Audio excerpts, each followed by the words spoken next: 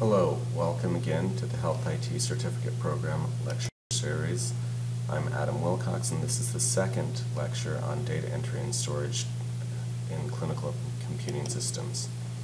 For this lecture, I'm going to go through an example of an object-oriented event model approach, which is slightly different from the event model approach that I talked about before. It's an interesting implementation just because it kind of exposes the rationale for the event model and the benefits of the approach.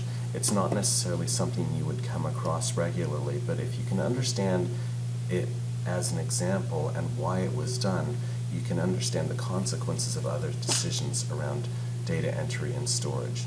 I'll also talk about data normalization and denormalization, which hopefully will help you understand why columns and tables may sometimes be arranged the way that they are, and a consideration if you're ever designing your own data tables.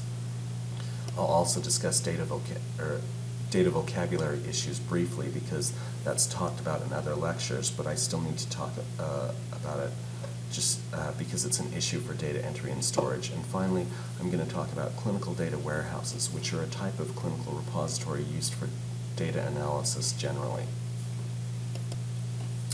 So the object-oriented approach, the example that I'm pulling from is one that was done at Intermountain Healthcare, where they had an event model and they moved it to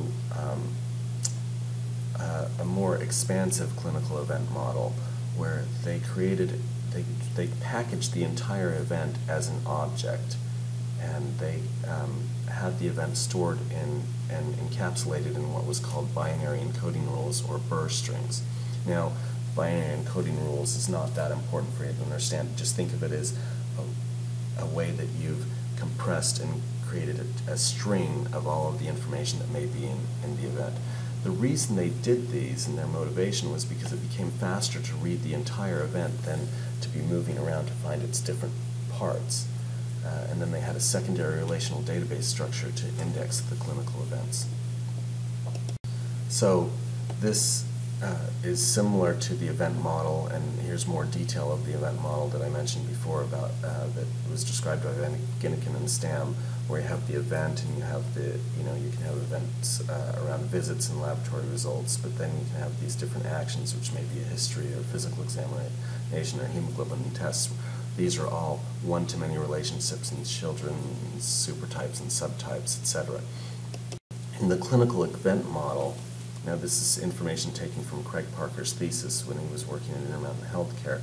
You have a result, and the result contains all of the components, like a lab result contains the test name, the value, and then these lab results could also be children of events that would be more encapsulating these. Now, this information, it's kind of stored in a nomenclature here, or a structure that looks a lot like a computing language. It was called ASN1. Other forms in which things can be stored are XML, but that's really just the syntax for how information is stored.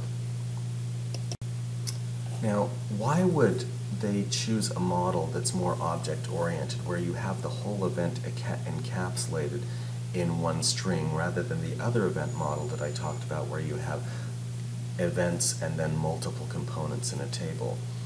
The reason is because it was following the mechanics, actually, of the data storage around the disk. So you have here a picture of a disk, and when the way the disk gets stored is you have these spinning disks, and this head moves around along these disks, and it writes the information in a magnetic form to this disk. And I think probably most of you are familiar with some type about how this works. It's not completely as relevant anymore because a lot of the information or a lot of the data storage mechanics have moved to solid state. But even in a solid state storage, while you may not have the moving parts of a disk, you do have some ways of traversing that structure that are optimized and some ways that are not optimized. So you might ask, well, what are the optimal ways of data storage and retrieval within a spinning disk? The thing that moves the fastest in this mechanical disk is the spinning of the disk. That moves really, really fast at thousands of rotations per minute. So you've got this thing just spinning around really, really quickly, and this head is moving around to different parts, and when it gets over a certain part of the disk, that's where it's picking up the data as it moves underneath it, as the disk is spinning underneath it, and that's where it can be read from. The thing that takes a long time, relatively, compared to the spinning, is moving this disk head to the right place. So if the disk is spinning really fast, if you're in one spot but you've got and you want to move across many different tables to gather information, each of those tables would be stored in a different spot and likely wouldn't be close together, and so you have to move this disk head around the disk to the different tables. The advantage to this object-oriented approach is what they're trying to do is they're trying to package the whole thing all together underneath, in one table at a time. So if you go to the event, you've got an event that represents the whole form, the whole data entry form, or a whole lab test, or even you may have something that represents the entire visit, and you move over it and you can read all of the data at once, and it's actually easier to just grab all of the data and then in memory throw out almost everything that you don't need, or throw out everything that you don't need, which may be almost everything except for that one value in a test, than it is to move around and find all of the components of that test. So that's kind of why they did this model, is because it was following the mechanics of the data store. Just to review, when you're doing this clinical event model, you must have the data packaged together so that you can read it all at once. The problem is that when you have a really complex form or a really complex data type, it can take a long time to store, because you can't store the thing until you've got everything gathered together and it can be compressed all at once and then thrown into this data place. Another problem is that sometimes the vocabulary that's used, which is used to both optimize the storage but also to facilitate the retrieval and deal with synonymy, may get very large, and in some cases that vocabulary can actually exceed what can be stored kind of in the RAM or in the memory of the machine. And if that's the case, then you have to keep going back to the disk for the translation, and that's been shown to be a huge performance cost.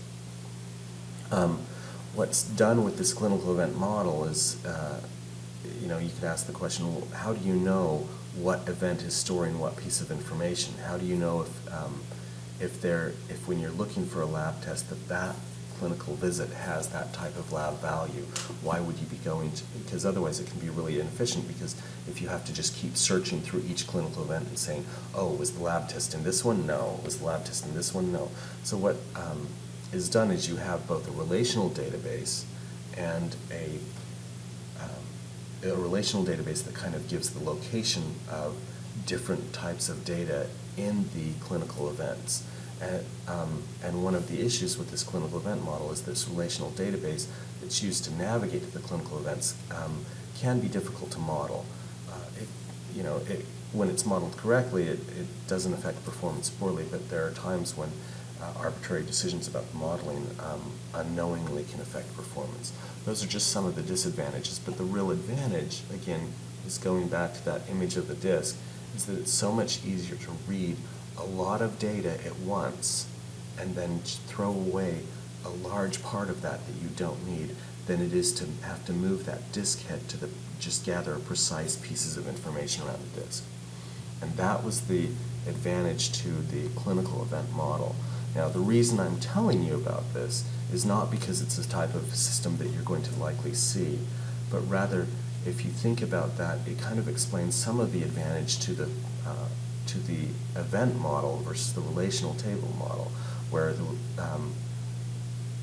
this advantage of moving around the disk heads is happening to a lesser degree. In the event model, we have two tables, and the data can be physically organized around the patient, so we really don't have to move that disk head very far when we're looking at one patient's information and we're staying on one table. Whereas in the relational model, you could have the data for a visit or the data even for a form is spread across multiple tables, and to retrieve that, you're really moving and traversing back and forth across this disk head. The second issue that I want to talk about is a normalization problem, or what's called the normalization problem.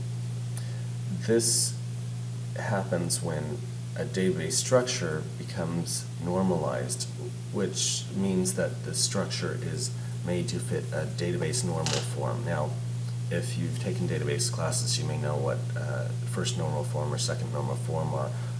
What it really means is that you model the relational structure in an optimal way. It's a standard practice. It's not just standard, it's actually a recommended practice whenever databases are collected. It's important to optimize this for storage efficiency, both in terms of the efficiency of storing data, but in making the data as compact as possible. But what can happen in a database when it is normalized perfectly, or actually even normalized too well, is that the querying can result in multiple joins that can become highly inefficient, especially when you've got tables with a lot of data, or in other words, very large tables with many, many rows. Let me kind of describe in more detail how this happens. So here we have a normalized data structure. This is actually a normalized data structure that follows somewhat of an event model, though we have 3 tables here rather than just 2. 2 tables representing the components and the observation and values. So you could have an event table that represents, the patient identifier and the date and the event ID. Think of that either as a visit or a form or a lab test. And then you have the observation table, which are the specific components underneath that. And then among those observations, you could have different values. So in this structure, you have a few events. That within those events you may have multiple observations, and then within the observations you have the values mapping back. And the challenge here is that when it's normalized correctly, you wouldn't be storing redundant data across the different tables. So the patient ID and the date are pieces of information that don't need to be stored on the observation table because they're stored in the event table, and they don't need to be stored in the values table either, because that data can be retrieved by linking back to it using the event ID mapping from the observation table to the event table, or using the event ID and observation ID and sequence mapping back to the values. The challenge is, if you ever want to get a value out of something, you have to join these 3 tables together. And in an event model, these tables will become very, very large. You'll have many, many clinical results and many clinical events for all of the different patients. And so what the piece of information you're looking at is just one row among thousands or millions of events, and thousands or millions of observations and thousands or millions of values. And so these quickly become the largest tables in your database, and then just to find the relevant information, you have to join them all together. If you want to say, show me all of patient X's potassium laboratory values, you have to find all the potassium values in the value table, but you don't know which patient it is, or if you want to do it within a range of dates, you've got to join these tables back to the event table. And that joining of really large tables can be really inefficient and really difficult to do. So how do you fix this problem? You denormalize it, which is not necessarily perfect form for a database, but and it has a disadvantage that you need to make sure that the information are kept consistent across the data, but when done correctly, can have huge impacts in terms of the efficiency of data retrieval. So in this case, what I've added to the observation table and to the values table is the patient identifier and the date that were before only stored in the event table. So now imagine that query that I talked about before, where you want to get all of the potassium values, which is a lab test, for a certain patient that are within a certain range of time. Now, because I have the patient ID and I have the date, 2 columns that were known to be very important, that were only stored in the event table, are now stored in the values table. I just have to query the values table. So what was a three-table join, a large table join, is now just running through one table, and it can be, and it's highly efficient. And I've seen this again in a couple of places where the denormalization had a huge impact on performance. Now, why am I showing you this? I'm not sure necessarily that you're going to be in the situation where you're going to be identifying the data and saying, oh, I figured out what our performance problem here, where you're going to be informing the vendor that the issue is that they haven't denormalized the table, but rather if you're ever involved in looking at the data structures behind the systems and you notice that there seem to be a lot of duplicated columns in certain ways, that you can understand the reason that may be the case is for the efficiency, and the denormalization issue is one of the big gains in efficiency that can be had. Now, I want to talk just briefly, just one slide, about some vocabulary issues that are related to data storage and data access. I know that vocabulary is talked about in a lot more detail in some other lectures, and so I don't want to go into that level of detail about all of the ways to manage a vocabulary, or the different techniques to use, but I do want to talk about its relevance in data storage and data access. Now, there's three concepts that are important to understand. Data dictionary, or a terminology, and those two are pretty much synonymous, and then a vocabulary. So data dictionary and a terminology are just kind of the terms that may be used within a specific table, just the mapping of what the term is to what it actually means, and whereas the vocabulary is a structure that can manage that terminology. Normally, with a simple database, all you really need is a good data dictionary that says what the different codes actually mean. And that's because the definitions are usually just specific to a table, that are just stored within that one table. However, when you get to clinical information systems, that usually isn't the case, because medicine is complex, and you have concepts that would be represented in one table could also be somewhat synonymous to concepts that are in another table. An example, just a simple example, is where you could have blood pressure that would be stored from different data entry forms, one for a physician, one for a nurse, or one for a medical assistant, and these would all be stored in different tables. But the concept of blood pressure, even though it might be stored by a different person or it may be done in a different way, still needs to be related to each other. So if the data models are spread across multiple tables in this way, just having a terminology really is going to be insufficient, because it doesn't manage the synonymy. So vocabularies are really critical in order to have a comprehensive view of the data. For example, if you wanted to write a query that says, give me all of the blood pressures that have been stored for this patient because I want to see how well they're doing in their management of the hypertension, I would need a vocabulary to be able to tell me that the concept of blood pressure is represented in each of these different tables. And so while they may be stored with a different code, the vocabulary would link those codes together, and I would know how to query them that takes advantage of that link. Now, the challenge is that often where people get in trouble in vocabularies is that they haven't managed them as in the initial configuration of the forms.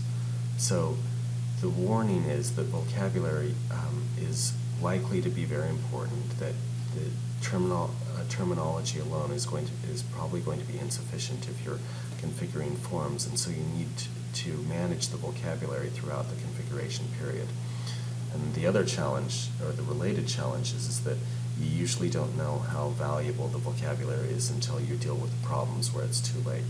So this is just a warning when you're doing form configuration to be aware that vocabulary management is important throughout the configuration period.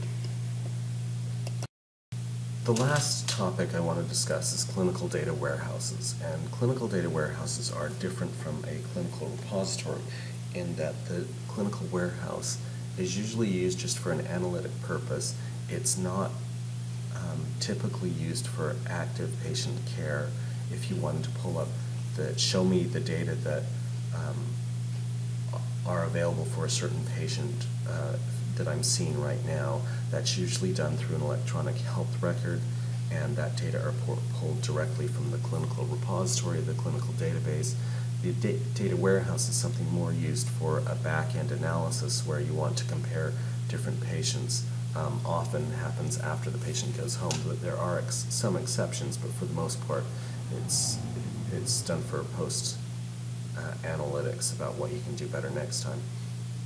So it's another example of the secondary store of information, but it's never the primary store, and the role of a data warehouse is to provide access for ad hoc queries, reporting, and analytics. Now, when these ad hoc queries, reporting, and analytics are done, it's usually done across patients. The repositories in the clinical database are usually more optimized around just the information for a specific patient, which is why data may be physically located, physically stored on a per patient level. But that's not going to be effective when you do it from, when you're trying to do an analytic query across many different patients, relating back to that picture of the disk that I showed you, and the disk head moving because you've got to move across all of these different patients. So sometimes it's helpful to localize a bunch of different patient information in specific tables, and that's really what a data warehouse is doing. So a data warehouse structure usually has identifying information. It can have a table that has information about patients. Then you would have some data that represent the main data that would be in a clinical repository. In an event model, those would be the event tables. In a relational model, these would just be copies of the relational tables, or they may be groupings. They may represent groups of relational tables together. You could also have lookup tables that are vocabulary translation tables, and often these contain no patient data. But then what's interesting about a data warehouse is you have these specialty data marts, or these tables that are built specifically around an individual analytic task or a group of analytic tasks that use similar information. Let me give an example. So let me give an example. Here we have part of the schema from the clinical data warehouse at Columbia University. Now, on the right side, we have these different data marts that are specific to a clinical area. So you'd have a data mart around neurology, or a data mart around OBGYN, where we've extracted the data and optimized it for the types of queries that the analysts for neurology or the analysts for OBGYN might be giving. The visit table, which is on the left side, is also a type of data mart. When the data are stored in the event model in the clinical database here, we don't store it as a visit. We don't store the concept of just one line for a visit where the admission date and the discharge date are all stored together in one row. We instead store the concept of an admission and a discharge. Now, that's really efficient for a clinical repository and for viewing the patient data, because you don't want to wait to store the information that the patient was admitted until after the patient's discharged. You want to be storing the events that happen. But in analytics, it's actually really useful to know, what the time frame is between a visit. And so we've created this data mart around visits where we've taken the admissions and the discharges and we've linked them together, and then we can say, oh, here's the admit date and here's the discharge date, and this represents one visit, and then we've gathered different relevant information for that. At the bottom, you just see examples of the pulmonology event tables that would be stored. These would be components of the relational or of the event tables that are in the database, but then just filtered down to just the pulmonology ones, because they could be, so while they represent the exact data that are in the repository, they have been filtered somewhat so that they only represent a certain area of so they can be used more efficiently for querying. Now, because of this, because we have these very specified tables for different groups, the clinical data warehouse schema, which is shown here, becomes pretty complex, whereas the repository representation where the data are initially coming from may contain only 10 to 15 tables. When we create the warehouse, we're going to create little tables off to the side in different areas that are optimized around specific tasks, and so the tables can multiply a lot. This isn't necessarily a problem because the data are not, it's not a single store of data. All of this data are secondary stores, and you can have the data duplicated across different places. So for example, you could have one table which represents all of the visits, and you could have another table which may have slightly different information which is optimized around OBGYN visits. And so that's in some sense a subset of the other tables of the visit table, though much of the information is duplicative. But that's not really a problem in a data warehouse because it's designed to facilitate an analysis, and so the duplicative data across the different places isn't a problem, as long as the people writing the queries can understand that and know that when they're querying something, these are the tables that they need to access in different ways.